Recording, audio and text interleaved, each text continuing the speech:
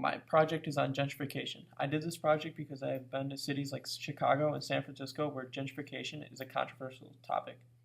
My original viewpoint is that there are positives and negatives to gentrification. Some negatives I thought of was that with the influx of wealthier residents, the rent of properties will go up. With the rise in rent, it could make it harder for the poorer residents to live.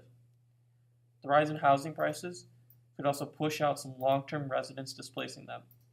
This puts a lot of stress on these people. One of the other obvious negatives was the social clash of rich and poor. My family saw things firsthand when they lived in Gage Park, Chicago. At the schools, there was fighting, and in the streets, cars were being flipped over, protesting the influx of new people. However, while there are negatives to gentrification, there are a slew of positives. When wealthy residents move in, they bring in new businesses with them, like stores, coffee shops, and restaurants. This offers new opportunities for the current residents that they previously did not have.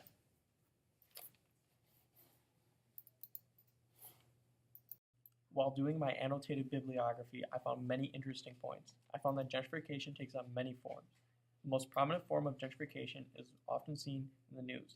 This is where affluent people move into poor minority communities. Neighborhoods in Chicago are going through this right now. Specific cases include Humboldt Park and Pilsen. Pilsen has seen its fair share of struggles. A new restaurant opened up a year ago. Vandals protested this by putting graffiti on the restaurant. There was protest before the restaurant was open, but not everybody in the community was against the new restaurant. Many felt bad for the owner and helped clean up the mess.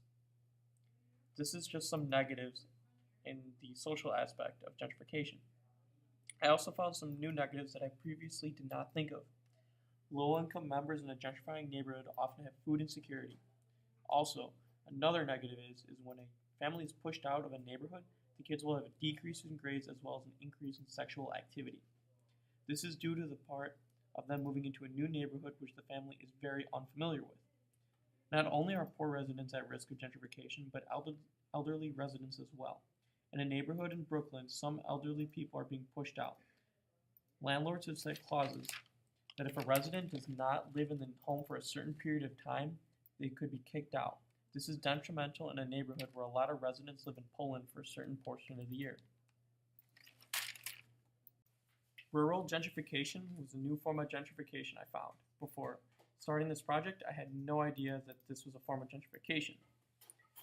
This involves many counties that have seen a large rise in Latino workers. These counties are also very agricultural.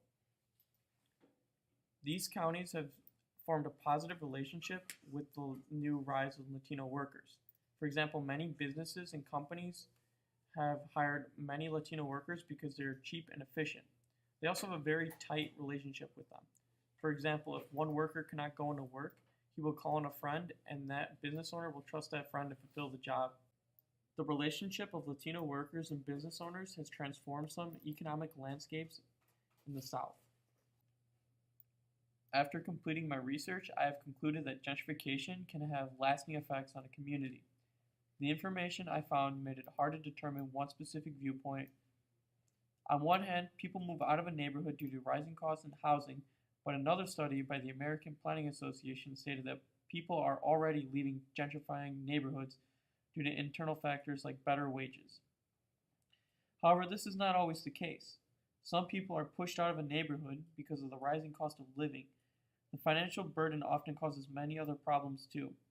Many can start to suffer drug and alcohol problems. These negatives were not always clear at the time I started my research. However, when I concluded my research, I was pushed away from favoring gentrification, knowing the new negatives I had found were detrimental to communities. On the flip side of things, when I found information that stated the positives of gentrification, my view once again was shifted towards the middle. Some families could benefit from the stability that comes with wealthier residents. Not only that, but new employment opportunities arise from the new businesses and restaurants that may open up.